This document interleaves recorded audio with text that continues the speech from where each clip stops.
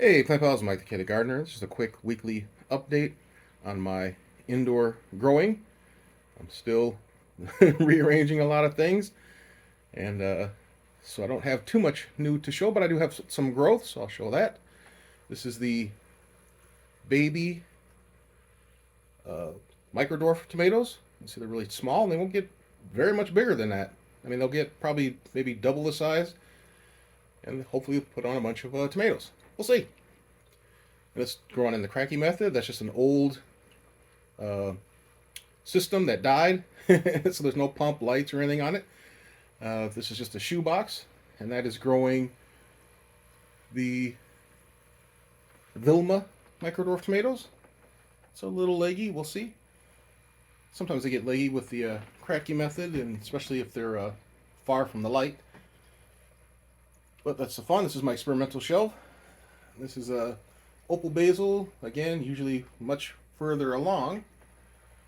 And they're looking kind of sad, but you know, that's the fun of it. That's why it's an experimental show.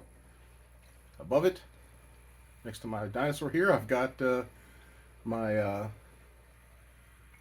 some more microdwarf tomatoes. Got it written down here. I can't even get over there because I got so much stuff in front of me right now, stacked. See, I got all these. I got to organize all this. I'm redoing my man cave, and so all this stuff needs to get organized. So I'm having to film from afar until I get over there. So anyway, go look at my old videos. You'll see which ones they are. Probably I've got like microtoms and some other dwarf ones. There's a bunch there, and some of these have to be thinned out, which I was supposed to do like a week ago. Never got to. All right. So here are my violet sparkle purple peppers. They're doing really well. Again, I have to sacrifice one of these. I think one of these had like two of them. Nope, no, I already did. So that's why I already did that. So that's how. Sorry, that's the one. I had three of them growing, and that's the spare one. So I'm actually doing pretty good. This is my lipstick pepper. It's doing great.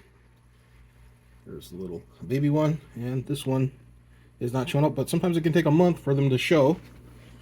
So let's look down here and see if we can see. Nope, can't really see anything.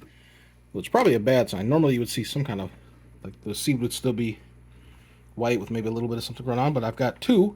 And so this big, large system here, I'm just going to grow the two pepper plants to see, you know, if I can get the big crop of peppers, because I grew them in the harvest last winter, and it completely took, one plant completely took over. So yeah, I'm gonna give it room because it was a delicious pepper. So this is my brown jalapenos, and I got one that's doing great. The other ones, again, are kind of not really doing much, but that's fine. I will grow one pepper in here. I might take one of the micro dwarf tomatoes, and when I thin it out and put it on this side, and so I'll have pepper on one side and the micro dwarf tomato on the other side. I usually don't grow them together because they kind of don't like to get along. They kind of compete.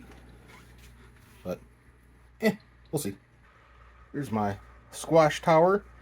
And you can see my bok choy, purple lady bok choy is doing fine down here. Like I said, even though it's kind of far from the light, they're kind of just doing their thing. And they're kind of filling out. So that's why when you looked at it, there was a lot of empty space at first, but now they're filling in. All right, and then so above it is where I keep my squash in my squash tower. And I did get some transplant shock when I moved it to this system, but you can see it fully bounced right back. I took the leaves off that were having issues, and so now we've got happy squash that's climbing the tower already. So I have a fan here to give it some movement, and you can see the little tendrils are starting to come out, which is a good sign because it means it wants to latch on so that it can hold onto the squash, which is a huge squash. It's like a 3-foot squash. And I'm going to grow that inside. And it's got all this room to grow up to the ceiling. I still haven't lowered that light. That's why I have this light here temporary. But those are future videos. But yeah, I'm really pleased with this tote system that I made. You can look back at that video. So it's just a storage tote you get at a grocery store and big box store or whatever. And I drilled the holes in it, and it's looking great. You can see it's got a nice thick stem there and really huge leaves. So here's my hand, and then here's the leaves. So yeah, it's doing awesome. So probably, it's probably 3 months from now we'll hopefully be picking giant squashes from inside here, and by that time I'll be ready to go outside and grow stuff. Be right back. So here is the celosia flower that are growing in my wife's office, and you can see they're huge. Here's my hand. You see how tall that thing has gotten, and hopefully we'll soon get some flowers because it's almost reaching the capacity of the light, which is like 2 feet. Again, this is why I tell people to not overcrowd your system, because these were supposed to be like a stem variety flower, and they bushed out so much that the little ones down here are suffering. This one's almost dying, so I have to I'm gonna pull these out and put them in something else. And that's why I tell you, don't overcrowd your system, because 4 of these babies are suffering because these 4, and pretty much these 3, this one down here is kind of so I might move there's an 8-pod system. I might move 5 of them out and just leave these 3. We'll see. Kind of like leave it up to my wife because it's her plants. All right, so that's just a quick look at what's going on inside. Any comments, questions, leave in the comments section. Thanks for watching. Please like, subscribe.